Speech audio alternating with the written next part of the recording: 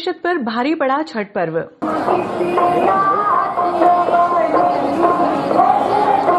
सूर्य की आराधना के पर्व छठ की छठा चंबल तट पर शनिवार की अल सुबह तक दिखाई दी।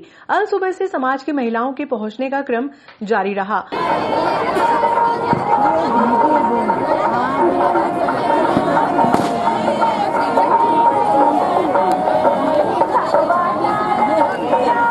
बस सभी को सूर्योदय होने की उस घड़ी का इंतजार था। जैसे ही सूर्योदय हुआ वैसे ही महिलाओं ने सामूहिक रूप से उगते सूरज की पूजा अर्चना की। इसी के साथ छठ पर्व का समापन हुआ।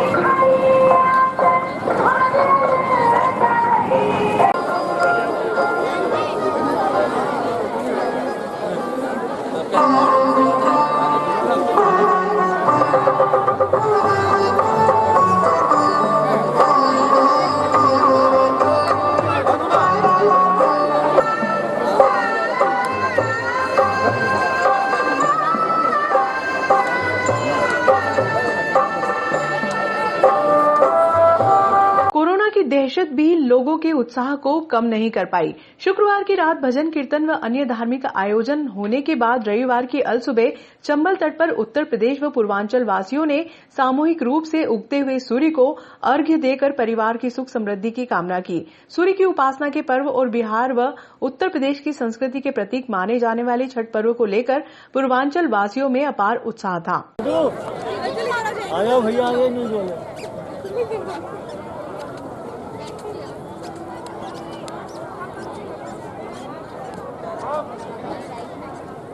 मार्क्स वाले को मत लेना भैया।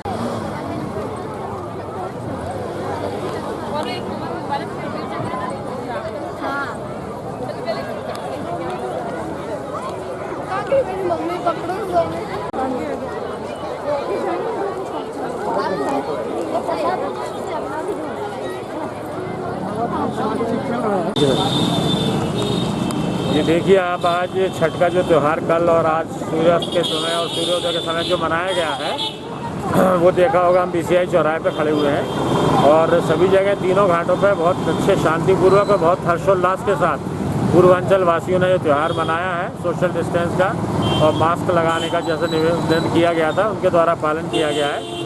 और जैसा कि बताया कि बीसीआई चौराहे पे जाम लगेगा, वहाँ जाम भी नहीं लगने दिया गया है।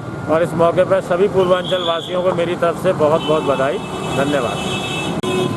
आदरणीय सीएसपी साहब, आदरणीय एसडीएम साहब के कुशल मार्गदर्शन में छठ का पर्व बहुत ही खुशहाली से और बहुत अच्छे तरह से मनाया गया है। इसके लिए मैं सभी लोगों को अपनी ओर से धन्यवाद भी देता हूँ, बधाई भी देता हूँ। नागदा शहर में पूर्वांचल वासियों की काफ़ी बड़ी संख्या है और आज 21 तारीख को सुबह भी छठ पर्व मनाया गया। सूर्यदेव को अर्घ्य देने के पश्चात छठ पर्व का समापन हुआ। इसमें सभी पूर्वांचल वासियों का सहयोग प्राप्त हुआ, उसके लिए धन्यवाद ज्ञापित करना चाहूँगा। साथ ही साथ पुलिस प्रशासन और नगर पालिका की टीम ने कंधे से कंधे मिलाकर इस आयोजन को सफल बनाने में कोरोना के इस दौर में पूरा कोई कसर नहीं छोड़ी थी। और अभी भी जैसे हम लोग खड़े हुए हैं बीसीआई चौराहा जहाँ पर काफ़ी ट्रैफिक जैम की कंप्लेंट्स होती थी, लेकिन इसमें भी सीएसपी साहब के माध्यम से और पूरे थाने का स्टाफ पूरा लगा हुआ है। हमने यहाँ पर भी जाम की स्थिति उत्पन्न नहीं होने दी और किसी प्रकार का कोई व्यवधान नहीं रहा और अच्छी से अच्छी व्यवस्था घाटों पर भी सुनिश्चित की गई। तो इसके लिए मैं पूरी टीम को अपनी बधाई देना चाहूँगा और पूर्वांचल वासियों को भी बहुत बहुत बधाई देना चाहूँगा।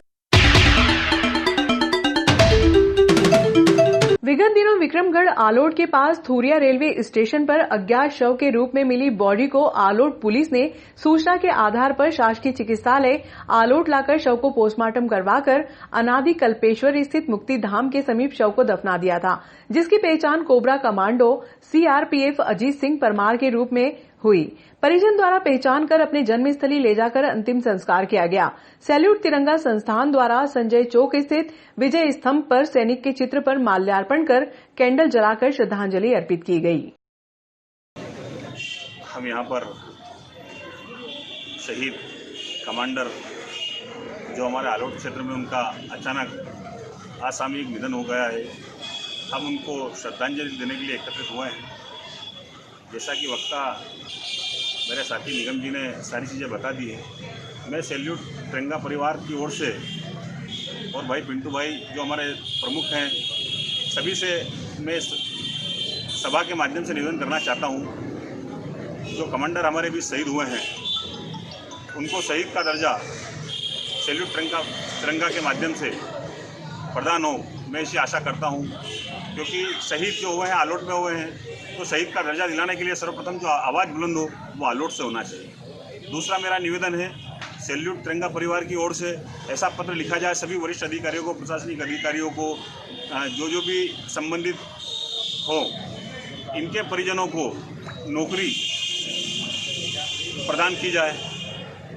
भाई इनकी जो क्षति हुई है उसके स्वरूप में इनके परिवार में जो भी ग्रेजुएट हो या जो भी इस लायक हो उनको नौकरी प्रदान की जाए। और तीसरा मेरा एक और निवेदन सैल्यूट तिरंगा परिवार की ओर से कि इनको जो आज जो डेथ हुई है, जो डेथ पेनल्टी हुई है, उसकी क्षतिपूर्ति के रूप में 50 लाख रुपए शासन प्रशासन से दिलवाए जाएं। आप सब यहाँ उपस्थित हुए हैं और ऐसे शहीद वीर मैं इनको नमन करता हूँ और भगवान से प्रार्थना करता हूँ कि इनके श्री चरणों में उचित स्थान प्रदान करें। धन्यवाद। जय हिंद। आप सब पधारे इसका धन्यवाद। जय हिंद, जय भारत। क्या आयोजन था? 13 तारीख की रात में राजधानी एक्सप्रेस से हमारे देश के एक वीर शहीद सैनिक अजीत जी परमार का किसी दुर्घटनावश देहांत हो गया था। उनकी शव को पुलिस प्रशासन ने बिना जांच किए, बिना पोस्टमार्टम किए दफना दिया गया था।